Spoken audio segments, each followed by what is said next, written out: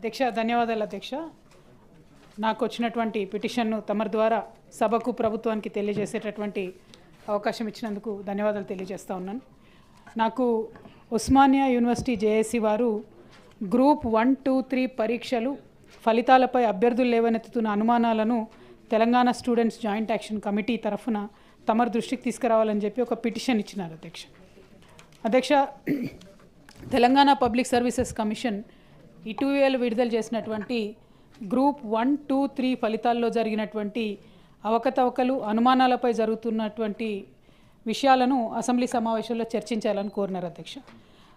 Group 1లో general ranking list అని చెప్పి ఒకటి మొన్ననే రిలీజ్ చేసినారు అధ్యక్ష. అయితే ఇందులో ఏం చేసినారంటే మొన్న March 10th రోజు గ్రూప్ 1 ఫైనల్స్ అయిపోయిన తర్వాత అభ్యర్థులకు ఇండివిజువల్గా వాళ్ళకు స్కోర్స్ వాళ్ళకు మెయిల్ చేయడం జరిగింది అధ్యక్ష. కాకపోతే జనరల్గా ఎప్పుడైనా గ్రూప్ 1లో ఇండివిజువల్గా వాళ్ళకి స్కోర్స్ ఇచ్చిన తర్వాత జనరల్ ర్యాంకింగ్ లిస్ట్ అని చెప్పి ఒకటి ఇస్తారు అధ్యక్ష, అది పబ్లిక్ డొమైన్లో పెడతారు. కానీ ఈసారి అట్లా ఇవ్వలేదు.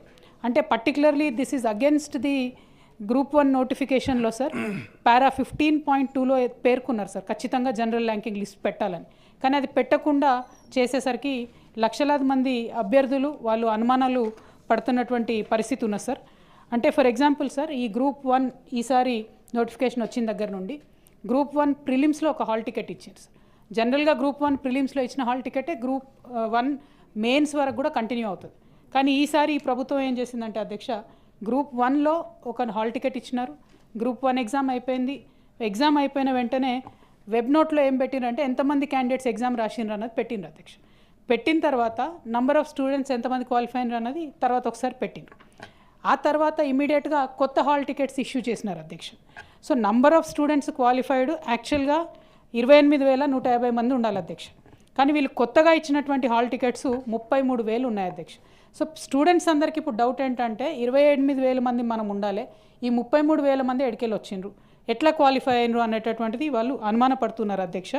దానికని వాళ్ళు అడిగేది ఏంటంటే కేటగిరీ వైజ్ మీరు వెబ్ నోట్ ఇవ్వండి అని అడుగుతున్నారు. ఈ ముందు ఒక వెబ్ నోట్ పెట్టారు అధ్యక్ష ఒక 2-3 డేస్ క్రితము. దాన్ని ఈ 2-3 డేస్లో మళ్ళీ డిలీట్ చేయడం జరిగింది అధ్యక్ష. మరి ఎందుకు అట్లా డిలీట్ అయింది ఏంది అనేటటువంటి అనుమానాలు చాలా తీవ్రంగా గ్రూప్ 1 అభ్యర్థులకు ఉన్నాయి అధ్యక్ష.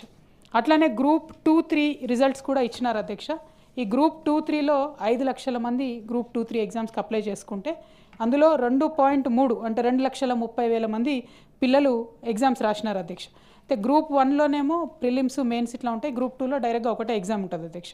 ఉన్నప్పుడు దీంట్లో OMR షీట్ అని ఇస్తాం అధ్యక్ష, ఏదైతే మనం బబ్లింగ్ చేస్తాం. ఆ OMR షీట్లో 2,30,000 మంది పిల్లలు గ్రూప్ 2-3కి అపియర్ అయితే OMR షీట్లు 13,315 OMR షీట్లు ఇన్వాలిడ్ అయిపోయినాయి అధ్యక్ష. మరి అసలు ఎందుకు ఇన్వాలిడ్ అయింది అనేటటువంటి అనుమానం విద్యార్థులందరిలో చాలా తీవ్రంగా ఉంది అధ్యక్ష. ఇన్ని లక్షలాది మంది విద్యార్థులు అనుమానపడుతున్న పరిస్థితి ఉంది అధ్యక్ష. అయితే వాళ్ళు ఇక్కడ నాకు పర్టికులర్గా ఒక అభ్యర్థి తన యొక్క OMR షీట్ని కూడా ఇవ్వడం జరిగింది అధ్యక్ష. ఆ OMR షీట్ ప్రకారము ఈ OMR షీటు రమేష్ అనేటటువంటి విద్యార్థి అధ్యక్ష. దీంట్లో ఏం జరిగిందంటే ఎగ్జామ్ అవ్వగానే ఒక ప్రిలిమినరీ కీ అని ఇస్తారు అధ్యక్ష. ఆ ప్రిలిమినరీ కీలో ఒక ఎస్టిమేట్కి జనరల్గా విద్యార్థులు వస్తారు, ఇన్ని కరెక్ట్ అయి ఉంటుంది, నాకు ఇన్ని మార్క్స్ వస్తాయి. ఆ తర్వాత కీ పర్మనెంట్ కీ ఒకటి ఇస్తారు అధ్యక్ష, లాస్ట్కి ఇచ్చేది. దానికి దీనికి చూసుకున్నట్టయితే చాలా వ్యత్యాసం ఉంది అధ్యక్ష. అంటే గ్రూప్ 2 రాసినటువంటి ఒక అభ్యర్థికి 28 మార్కుల వ్యత్యాసం ఉంది అధ్యక్ష. గ్రూప్ 3 రాసినటువంటి ఇంకొక అభ్యర్థికి 31 మార్కుల వ్యత్యాసం. ఇప్పుడు ఈ రమేష్ అనేటటువంటి అభ్యర్థికి 58 మార్కుల వ్యత్యాసం ఉంది అధ్యక్ష. మరి 58 మార్కులు అంటే వచ్చేటటువంటి పోస్టులు ఎట్లా ఉంటాయి ఏంది అనేటటువంటిది తమకు తెలియంది కాదు అధ్యక్ష. కాబట్టి విద్యార్థులందరూ కూడా ఇవాళ ఆందోళన ఉన్నటువంటి పరిస్థితి ఉంది. మరి OMR షీట్లో ఇంత ఎట్లా వ్యత్యాసం వస్తుంది అనేటటువంటి ప్రశ్నలు విద్యార్థులు అడుగుతున్నట్టు పరిస్థితి కనబడుతూ ఉంది అధ్యక్ష. ఈ ఫైనల్ కీలో కొన్ని తెలుగు ఇంగ్లీష్ మీడియం ప్రాబ్లం కూడా ఉంది అధ్యక్ష. ఇంగ్లీష్ మీడియంలో కొన్ని క్వశ్చన్స్ తప్పించినామని చెప్పి ఒక 8 క్వశ్చన్లు తీసేసినారు. సో తెలుగు మీడియం అభ్యర్థులకు క్వశ్చన్స్ తీసినరా ఉంచినరా క్లారిటీ లేదు. తెలుగు మీడియం అభ్యర్థుల ర్యాంక్స్, ఇంగ్లీష్ మీడియం అభ్యర్థుల ర్యాంక్స్ సపరేట్గా చెప్పాలని వాళ్ళు అడుగుతున్నారు. ఉర్దూ మీడియం ఏమో ఓన్లీ 9 మంది మాత్రమే రాయడం జరిగింది అధ్యక్ష.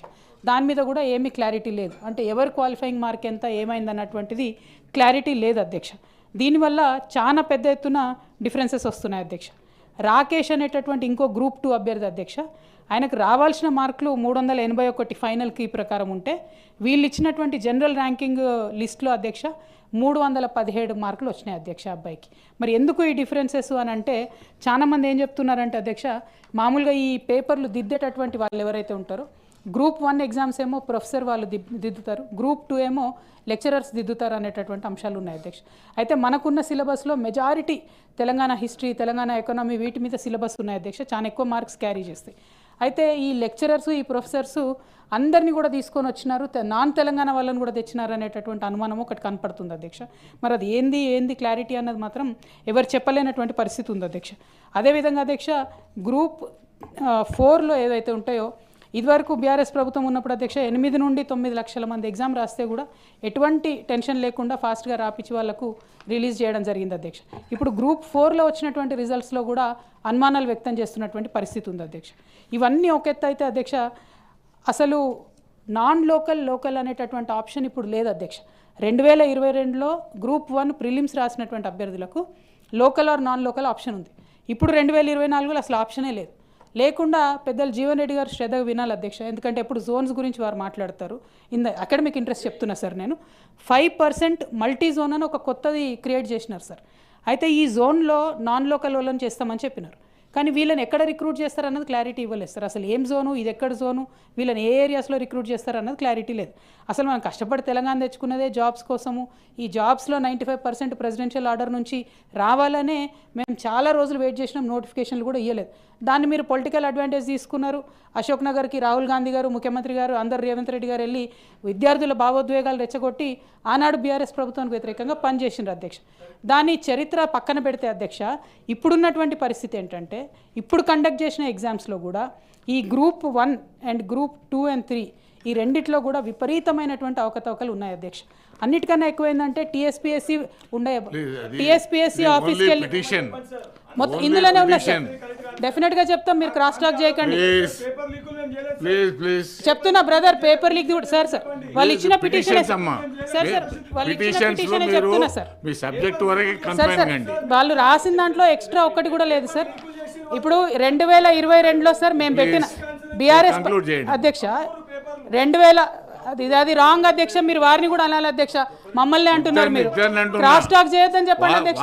పేపర్ అమ్ముకునే సంస్కృతి మాది కాదు, అబద్ధాలు చెప్పే సంస్కృతి మీది అధ్యక్ష. 2022లో అధ్యక్ష ఎగ్జామ్ అయినప్పుడు ఏదైతే పేపర్ లీక్ అయింది అని చెప్పి మాట్లాడినటువంటి వాళ్ళ అధ్యక్ష, ఇవాళ సైన్స్ అండ్ టెక్నాలజీ గ్రూప్ 1లో సైన్స్ అండ్ టెక్నాలజీ అధ్యక్ష, ఆ పేపర్లో అదే 2022 పేపర్ మళ్ళీ ఇచ్చిండ్రు అధ్యక్ష. ఒకవేళ అప్పుడు పేపర్ లీక్ అయి ఉంటే మరి అదే పాత పేపర్ ఈ పిటిషనే సార్ నేను చెప్పేది. నాకు ఒకటే నిమిషం అవకాశం.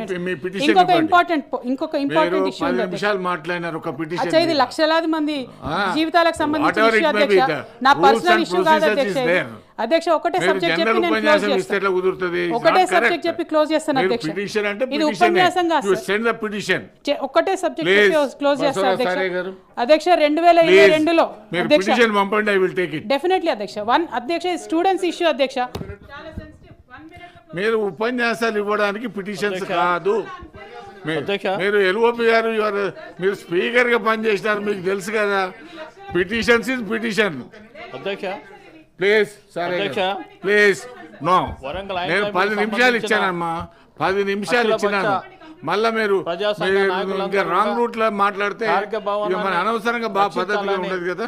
ఒక ఉద్యమం చేస్తున్న తరుణంలో మీరు పిటిషన్ పంపండి, మీరు పిటిషన్ పంపండి. I will send to the government. Municipal corporate సిబ్బంది, రెవెన్యూ సిబ్బంది కూడా కలిసి ఒక్క నిమిషం సార్. 2022లో 503 అభ్యర్థులతోని ఆనాడు గ్రూప్ 1 ఎగ్జామ్ వేస్తే సార్ విద్యార్థులు కోర్టుకు పోవడం జరిగింది. కోర్టు రీ ఎగ్జామినేషన్ అని చెప్పింది సార్. కానీ కాంగ్రెస్ గవర్నమెంట్ ఏం చేసింది, 563 మందితోని రీ నోటిఫికేషన్ ఇచ్చింది కానీ రీ ఎగ్జామినేషన్ పెట్టలేదు సార్. సో 2022 నుంచి ప్రిపేర్ అవుతున్న అభ్యర్థులందరూ నష్టపోతున్నారు. ఒకటి last and final request sir, ఇప్పుడు ఉన్నటువంటి అవకతవకలతోని విద్యార్థులు ఏం అడుగుతున్నారంటే రీ ఇవాల్యుయేషన్ కావాలి, మళ్ళీ మార్కులు లెక్క పెట్టాలి అంటున్నారు. దానికి సార్ ఫీజు 250 రూపాయలు ఇదివరకు ఉండే, దాన్ని ఇప్పుడు 1000 రూపాయలు పెంచినారు సార్. టీఎస్పీఎస్సీకి పోదామంటే అక్కడ 144 సెక్షన్ ఉంది సార్, విద్యార్థుల్ని రాణిస్తలేరు.